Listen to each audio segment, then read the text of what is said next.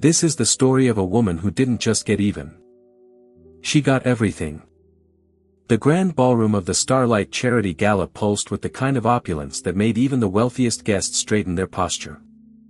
Crystal chandeliers hung like frozen waterfalls, scattering light across marble floors polished to a mirror's edge.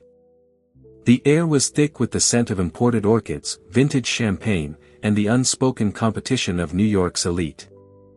In the center of it all stood Matthew Carter, tall, tailored, and utterly in his element. Matthew laughed loudly at something one of his investors said. His hand resting possessively on Cassandra's waist. The perfect career, the perfect girlfriend, the perfect image. Photographers swarmed, snapping pictures that would be on society blogs by morning. Matthew's smile widened. The photographers stopped shouting Matthew's name. And then she appeared. Olivia Carter. Her presence sliced through the room's carefully curated artifice like a blade through silk. She was 6 months pregnant, her hand resting gently on the curve of her belly as she moved forward with unhurried grace. The kind of dress that didn't just flatter, it declared. The train whispered against the marble as she walked. The subtle shimmer of the fabric catching the light with every step. She looked like a woman who knew exactly where she was going and exactly who she was. Gasps escaped lips. "Is that," someone whispered, "Olivia Carter? She's pregnant with his child." Matthew turned at last, alerted by the sudden hush. For a split second, he didn't recognize her. This wasn't the pale, exhausted woman he'd left behind half a year ago. His smile faltered, confusion flashing across his face before he quickly masked it with a tight smirk.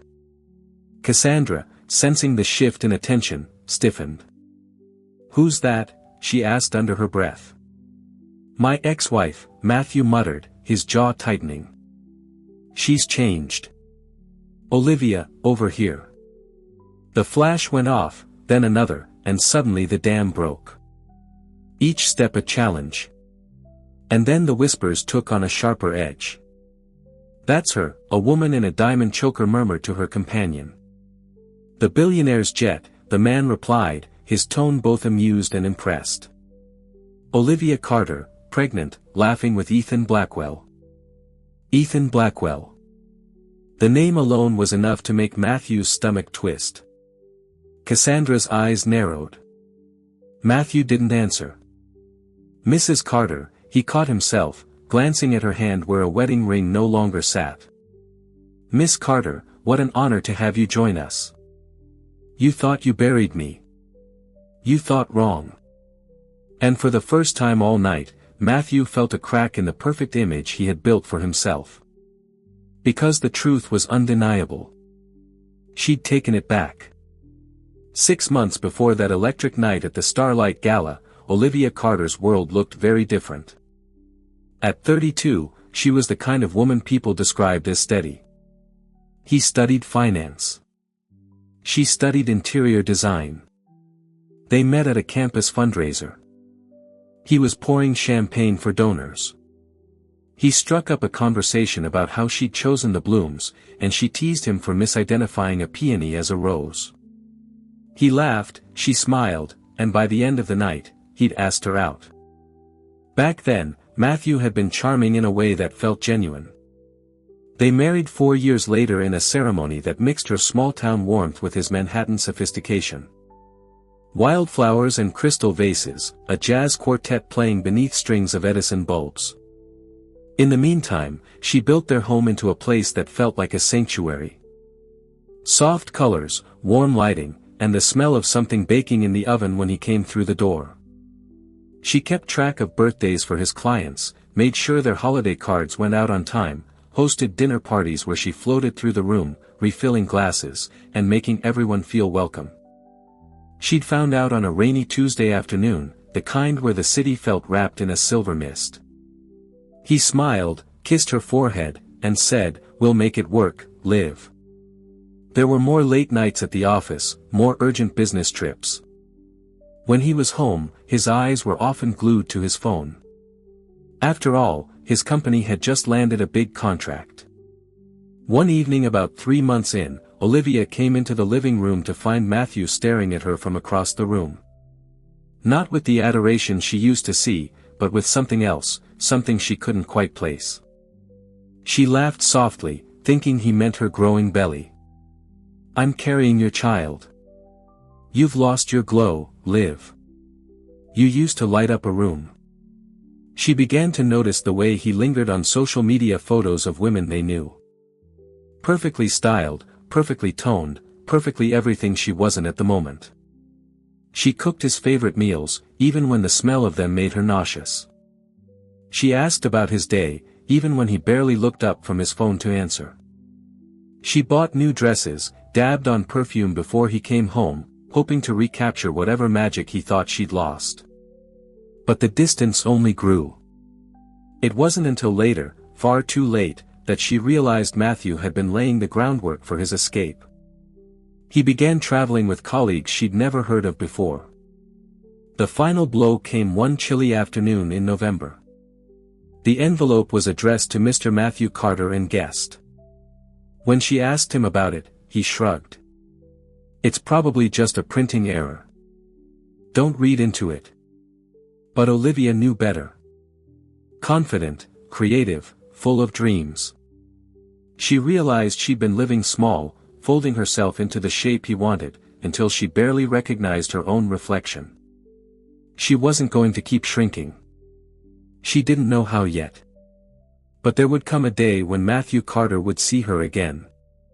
It was the event.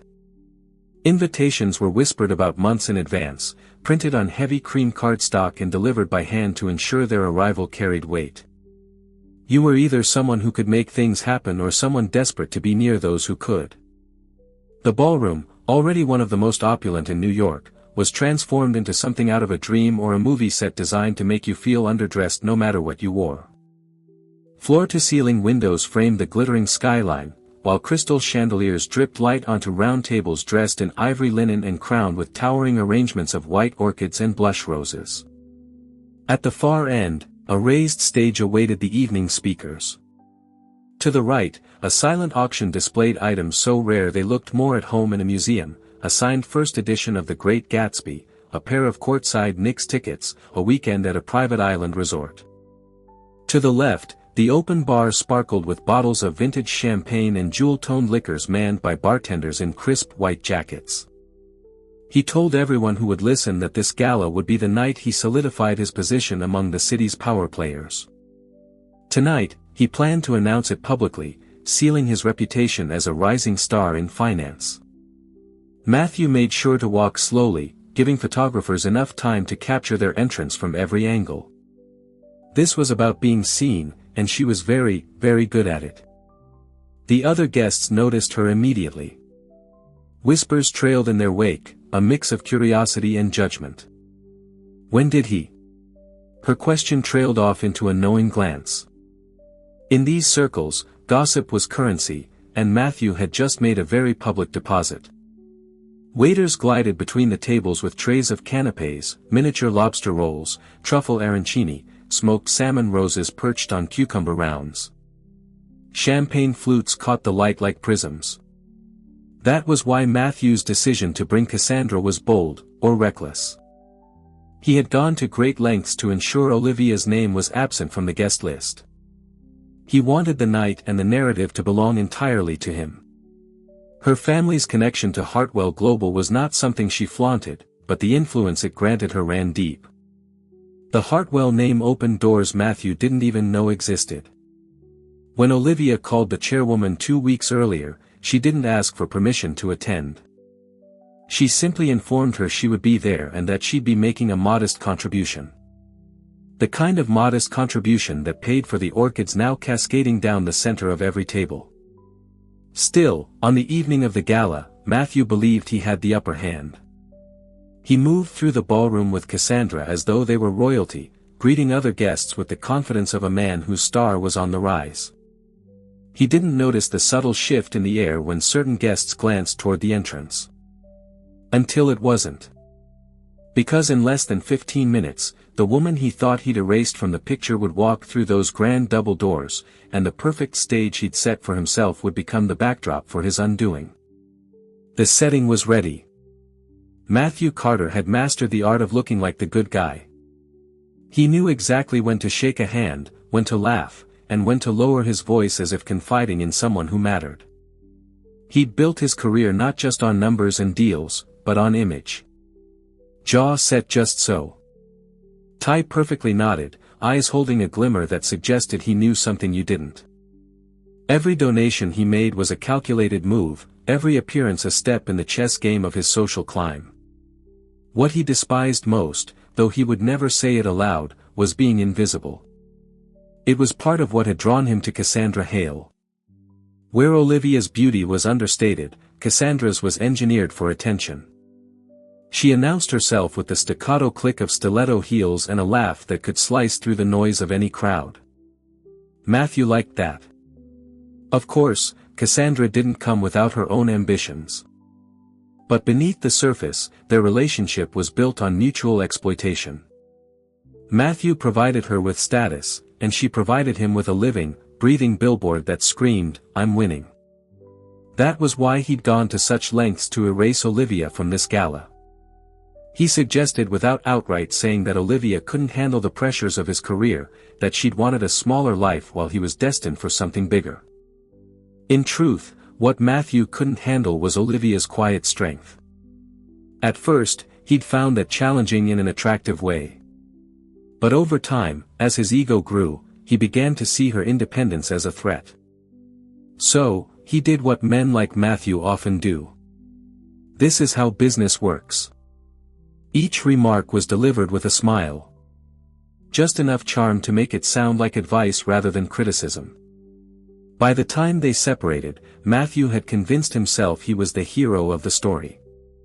He'd already imagined walking into a place like the Starlight Gala with a woman who would draw every eye in the room. He moved through the crowd with Cassandra on his arm, introducing her as if she'd always belonged there. "Cassandra Hale," he'd say, his voice warm and authoritative, "has been such a support to me this year." He used words like support and partner deliberately. Words designed to suggest that what he had with Cassandra was not only legitimate, but superior to what he'd had before. And yet, for all his control, there was one thing Matthew didn't know. He didn't know that Olivia's family name was tied to the Hartwell brand, or that she had the ear of its most influential board members. He didn't know that in the weeks leading up to the gala, Olivia had been quietly setting her own stage. He might have seen the faint edge of curiosity in their eyes. Curiosity not about him, but about who else might be showing up tonight. Himself at the center of the story. Admired, envied, untouchable. He didn't hear the whispers starting in the corners of the ballroom. He didn't see the heads turning toward the entrance as the double doors swung open. Not with a scandal, not with a fight, but with a single undeniable truth. The woman he dismissed as forgettable was about to own the room. The master of ceremonies stepped up to the microphone. His voice carrying easily over the hum of conversation. "And to start, we have a very special announcement." He gave Cassandra's hand a light squeeze before stepping forward. The crowd parted just enough for him to make his way toward the stage, his polished shoes clicking softly against the marble floor. Cassandra followed, her silver gown shimmering under the chandeliers, her smile locked in place like a weapon. When they reached the front, Matthew took the mic from the MC with an air of practiced humility. Matthew's eyes scanned the room, soaking in the sight of investors, board members, and socialites leaning forward to hear more. There was a smattering of applause. Cassandra gave a demure wave, leaning in just enough to brush her shoulder against Matthew's. Poor Olivia, probably home in sweatpants, watching this on her phone. The comment landed like a dart in the nearest circle of guests. A few chuckled under their breath.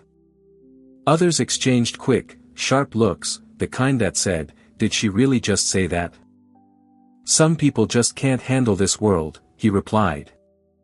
It began with a hush, the kind of silence that doesn't feel accidental, but deliberate, heavy, charged. Heads turned toward the back of the ballroom. The grand double doors opened. Olivia stepped inside. She was a vision in deep emerald silk, her gown catching the light with every measured step. The fitted bodice highlighted the graceful curve of her pregnancy, while the sweeping train whispered across the marble floor. But it wasn't just her appearance that froze the room. She didn't rush. She didn't fidget. She walked as though every person in the ballroom was already aware she belonged there. The first camera flash went off, then another, and another. Within seconds, the entrance had turned into a full-blown photo frenzy. I thought she wasn't coming. She's pregnant. What the hell is she doing here? She hissed under her breath. Matthew's jaw tightened. The images had been everywhere the week before. The story had been vague. Source close to Blackwell. This rumored new connection. But the photos had done their work, and now here she was, in his world, on his night. The MC, looking a little panicked, stepped toward her. Her eyes slid to Matthew, holding his for just long enough to make the moment feel like a private conversation in the middle of a public stage. You wanted me invisible. Olivia, over here. Can we get a smile? She gave them one. Olivia didn't glance at Cassandra. She didn't need to. As she passed the front row, a woman at one of the tables murmured just loud enough for several others to hear. Well, I think we all know who the real star of the night is. Laughter rippled through the crowd, quiet, but unmistakable. The room wasn't looking at him anymore. They were watching Olivia, drawn in by something he couldn't control, authenticity. By the time she reached her table, conveniently positioned in full view of the stage, the narrative of the night had changed. No one was talking about Carter Investments' partnership. They were talking about the pregnant ex-wife who just walked in like she owned the place. And maybe, in a way, she did. None of which were about him anymore. Her eyes darting toward Olivia as if trying to figure out how to outshine her and failing. She'd already done it just by showing up. The night of the Starlight Gala ended in a blur for Olivia.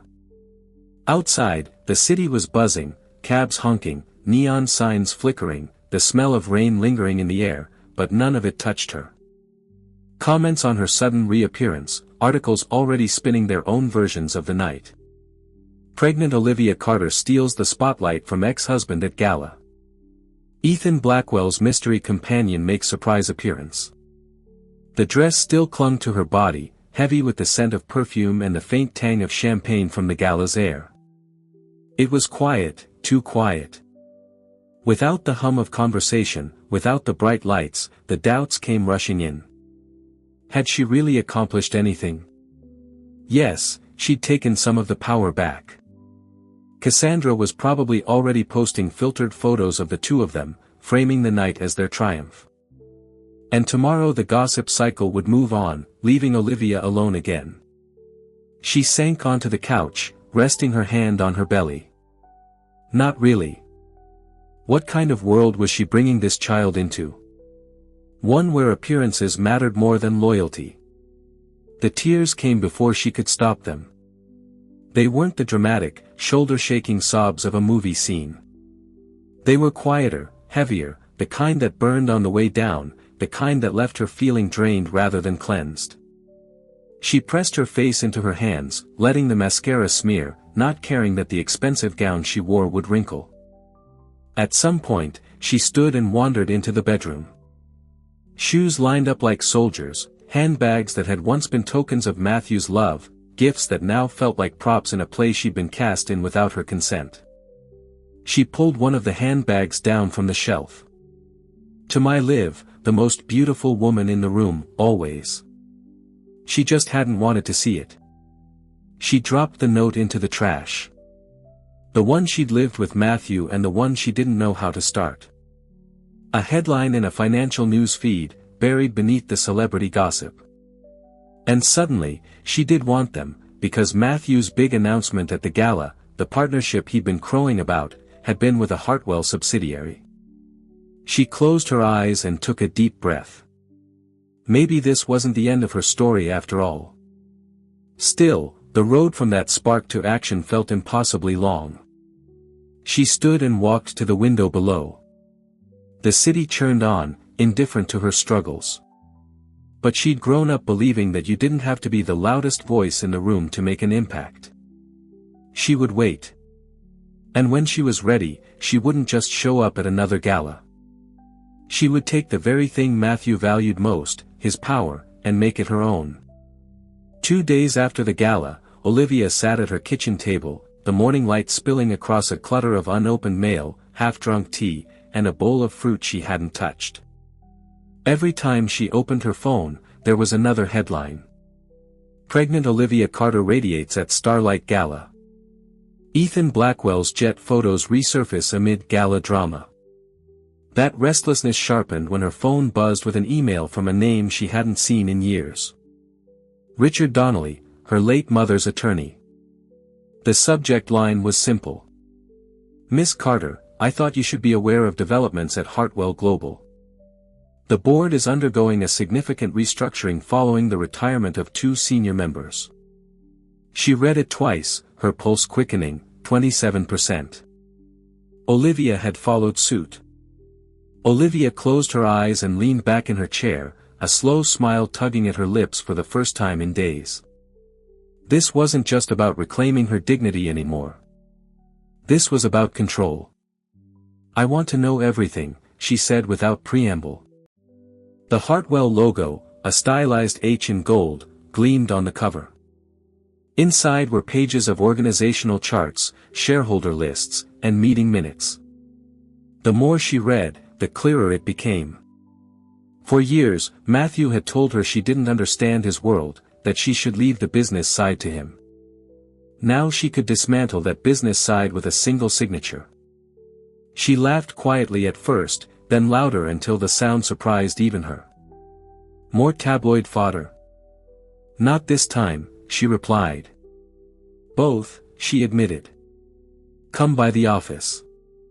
Olivia had been there once before years ago when Matthew had tagged along to one of Ethan's fundraisers and spent the entire night trying and failing to impress him. This time she walked in alone. I hear you caused quite a stir at the gala, he said, motioning for her to sit. I hear you saw the headlines, she countered. They were hard to miss. His smile softened. So, what's this about? Olivia laid the Hartwell folder on his desk.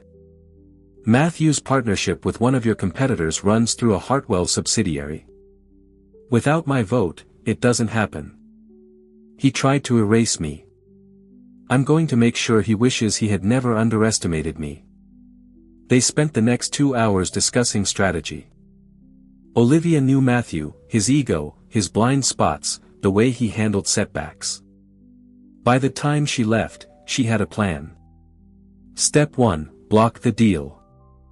Step 2, use her Hartwell influence to make it clear that Matthew's company was too unstable to partner with. She rested her hand on her belly and felt the baby kick, firm, insistent. You're going to see what your mother's made of, she whispered. For the first time in months, she didn't feel like she was reacting to Matthew's moves. She'd woken up early, not because she had somewhere to be, but because for the first time in months, she wanted to.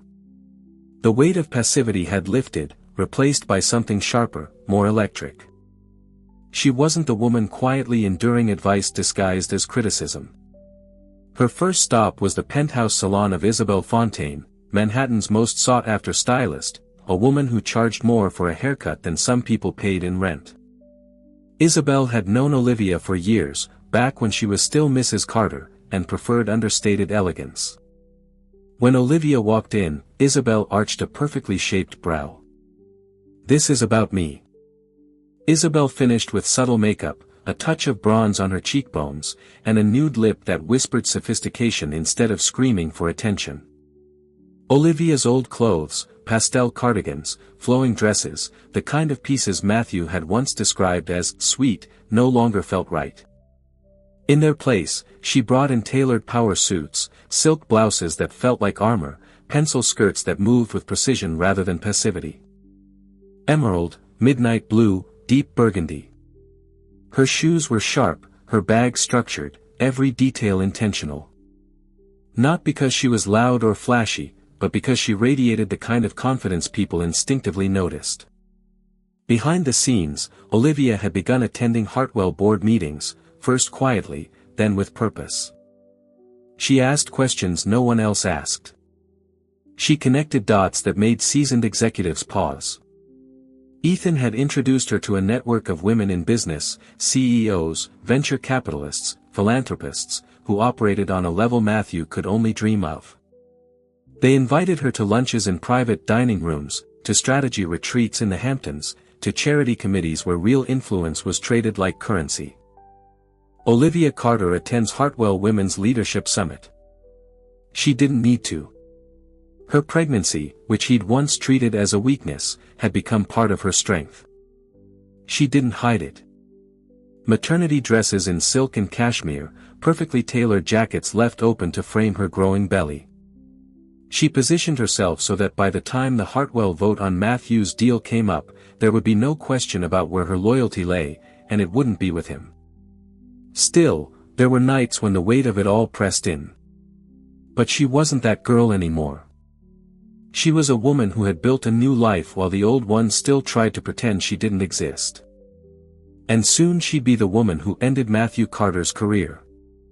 I am not who you left behind. The Hartwell Global Boardroom was a cathedral of glass and steel perched 40 floors above the city. Floor-to-ceiling windows framed the skyline like a painting, while a long, polished table reflected the morning light. Olivia sat midway down the table, a folder open in front of her, pen poised as if she were simply taking notes. Tailored navy dress, pearl earrings, hair sleek and shining. But inside, her pulse was steady with purpose. Across the table, Matthew adjusted his cufflinks, his confidence radiating. Cassandra wasn't here. I think we all know this partnership will be mutually beneficial, he said smoothly. The chairman nodded toward Olivia. Miss Carter, as one of our largest shareholders, your position carries significant weight. Matthew's smile faltered. Of course, we've been completely transparent. She slid a document across the table. Because according to the SEC filings from last quarter, there are 3 pending lawsuits tied to failed development projects in Miami, none of which were mentioned in the proposal. The room went still. The third cites breach of contract with damages exceeding $20 million. That's instability. I cannot in good faith vote to approve a partnership with a company facing that level of unresolved legal and financial risk. And as my 27% stake is required for the majority, my vote is no. The chairman cleared his throat. Without Miss Carter's support, the motion fails. Matthew's face went pale. Consider this a lesson in full disclosure. The vote was taken.